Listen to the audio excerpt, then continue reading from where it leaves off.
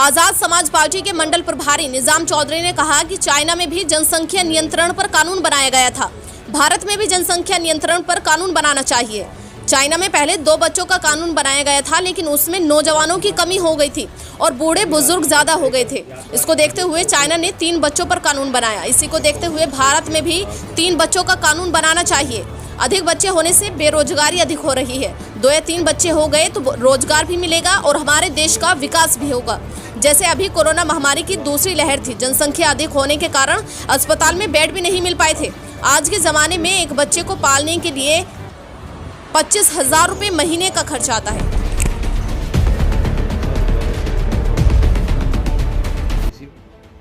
आपका पहले परिचय जानना चाहेंगे?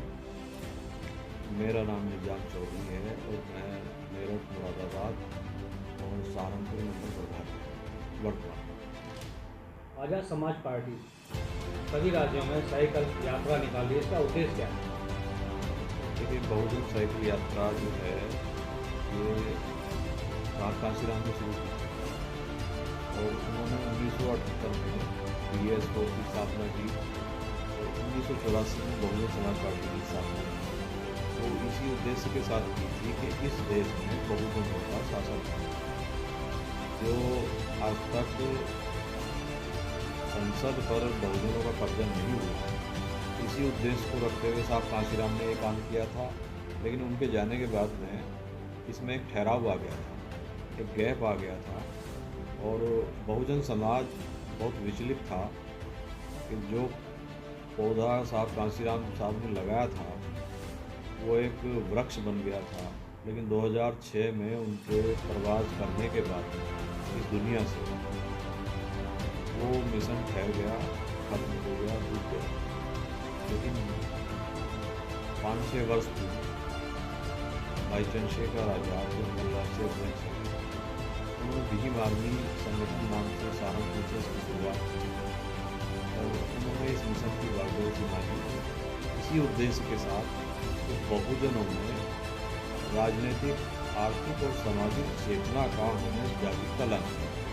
जो जागरूकता साहब काशीराम ने लाई थी, उन्होंने समाज इकट्ठा किया था, इस मुल्क में बहुजनों को इकट्ठा करने का काम किया था। वही काम इस साइकिल यात्रा के माध्यम से बहुजनों में चेतना जगाने का काम, बहुजनों में SC, ST, OBC और माइनॉरिटी में खास करके चेतना जगाने का काम इस साइकिल यात्रा के माध्यम से है और कुछ नहीं है। संदेश यही देना है कि ये जो तानाशाही सरकारें केंद्र और प्रदेश में बैठी हुई हैं, ये तुम्हारा तब तक शोषण करेंगी जब तक तुम सत्ता पर काबू नहीं हो जाते, जब तक सत्ता अपने हाथ में नहीं ले लेती।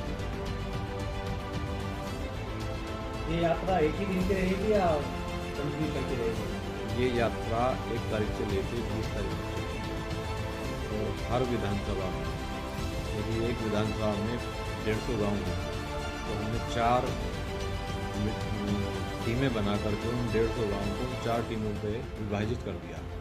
तो वे 4 टीमें अलग अलग तरीके से इन 150 गाँव को कवर करेंगी और गांव-गांव में नुक्कड़ सभाएं करेंगी। भाई चंद्रशेखर आज़ाद, आज़ाद समाज पार्टी और भीम आर्मी के उद्देश्य को बताएंगी कि इस वक्त मुल्क में बहुजनों का, अक़लियतों का, पिछड़ों का राज आना बहुत ज़रूरी है, क्योंकि इस मुल्क में 15% लोगों की 15 पार्टियां हैं, लेकिन पिछड़ों की और दलितों की कोई नेता नहीं है, कोई पार्टियां नहीं हैं। बहुत सारे नेता हैं, बहुत सारी पार्टियां हैं जो उन्हीं लोगों के लिए काम कर रहे हैं जो हज़ारों सालों से हमारा शोषण करते आए हैं। इसलिए आज इस मुल्क में एक आवाज़ उठी है और वो आवाज़ एडवोकेट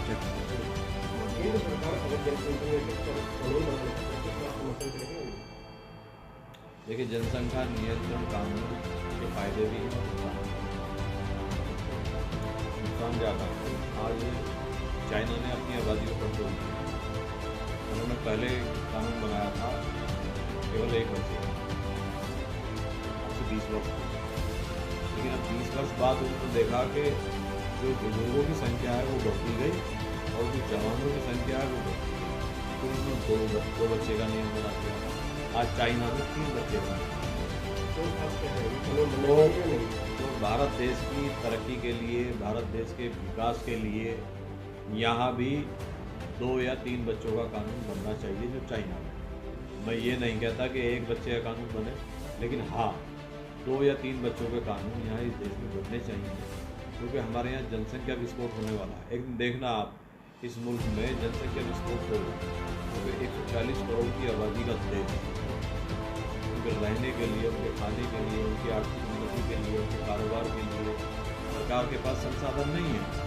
अभी कोरोना की दूसरी लहर आई थी, आपने देखा होगा, हमारे हॉस्पिटल और हमारी सरकार के पास अस्पताल में बेड तो 10 थे, लेकिन उसी अस्पताल में मरीज 100 आ गए और वो 90 मरीज कहाँ गए?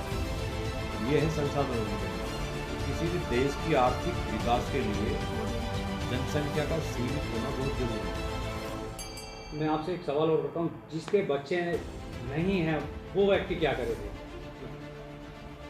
जिसके बच्चे नहीं हैं, सरकार तो कानून बना रही है, जिसके बच्चे नहीं है क्या वो दूसरी शादी करेगा? जिसके बच्चे नहीं हैं, ऐसे हजारों लाखों लोग हैं जिनके बच्चे नहीं हैं।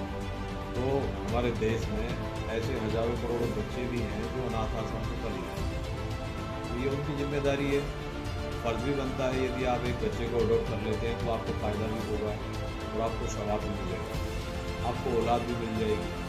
तो ये जो अनाथ आश्रम में बच्चे पल बढ़ रहे हैं तो उनको भी मदद मिल जाएगी और अनाथ आश्रम का जो बोझ है वो भी कम हो जाएगा। ऐसे बच्चे ऐसे परिवार जिन पर बच्चे नहीं हैं वो यहाँ से अडॉप्ट कर सकते हैं। देखिए वो ज़माना चला गया जब लालू जी 13 बच्चे पैदा करते थे। अब वो टाइम नहीं है। एक बच्चे को पालना 13 नहीं 11 बच्चे थे लालू जी के शायद, तो 9।